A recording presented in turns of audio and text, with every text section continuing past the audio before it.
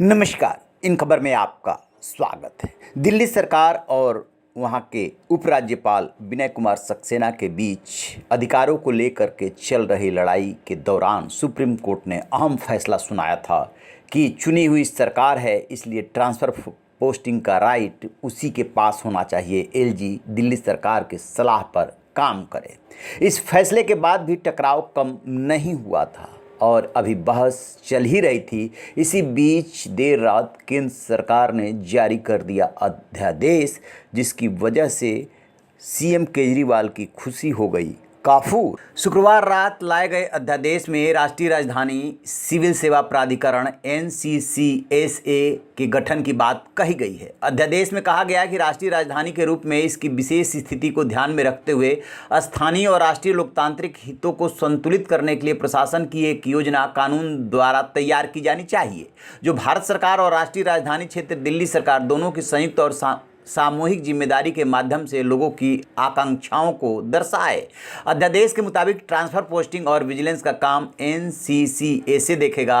हालांकि दिल्ली के मुख्यमंत्री को इस प्राधिकरण का चीफ बनाया जाएगा, लेकिन सीएम अकेले ही फैसले नहीं ले सकेंगे। इसमें दिल्ली के प्रधान गृह सचिव, मुख्य सचिव इसके हिस्सा होंगे। यानी कि अब दिल्ली में ट्रांसफ़र पोस्टिंग का फैसला मुख्यमंत्री नहीं करेंगे, बल्कि बहुमत के आधार पर प्राधिकरण करेगा और आखिरी फैसला उपराज्यपाल यानी एलजी का होगा। कहने का मतलब ये कि एक बार फिर से सारा का सारा अधिकार एलजी के पास चला गया है। केजरीवाल सरकार सोच रही थी कि वो अपने हिसाब से अधिकारियों के ट्रांसफ़र पोस्टिंग करेगी और फैसले ले सकेगी। इसी क्रम में जो सचिव सेवा हैं उनकी पोस्टिंग की गई थी, जिसको लेकर के एलजी और दिल्ली के मुख्यमंत्री सरकार में ठनी हुई थी। आपको बता दें कि अध्यादेश यानी ऑर्डिनेंस जब भी लाया जाता है वो एक निर्धारित समय के लिए होता है।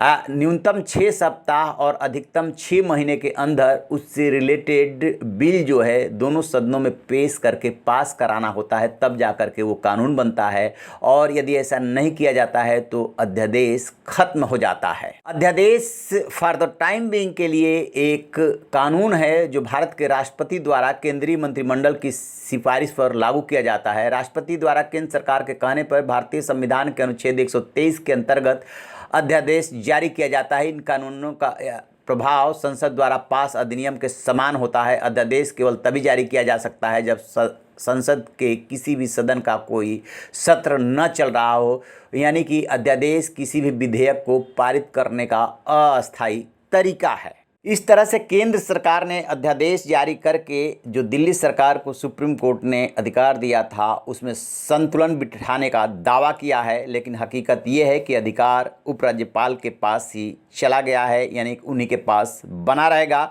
अब दूसरा सवाल ये है कि केजरीवाल सरकार क्या करेगी, क्योंकि उसको पहले से आशंका थी कि केंद्र सरकार ऐसा कर सकती है। उसने अपनी आशंका पब्लिक डोमेन में ला भी दी थी। इसके बावजूद अध्यादेश आया है, तो अध्यादेश हो या कानून उसे भी सुप्रीम कोर्ट में चैलेंज किया जा सकता है। केजरीवाल सरकार चाहे तो इसे सुप्रीम कोर्ट में चैलेंज कर सकती है। देखने वाली बात यह है कि केजरीवाल सरकार क्या फैसला करती है। इस पर हमारी नज़र है। जैसे कोई अपडेट मिलेगा आपसे साझा करेंगे। रहिए बेखबर, देखते रहिए इन खबर। Thank you.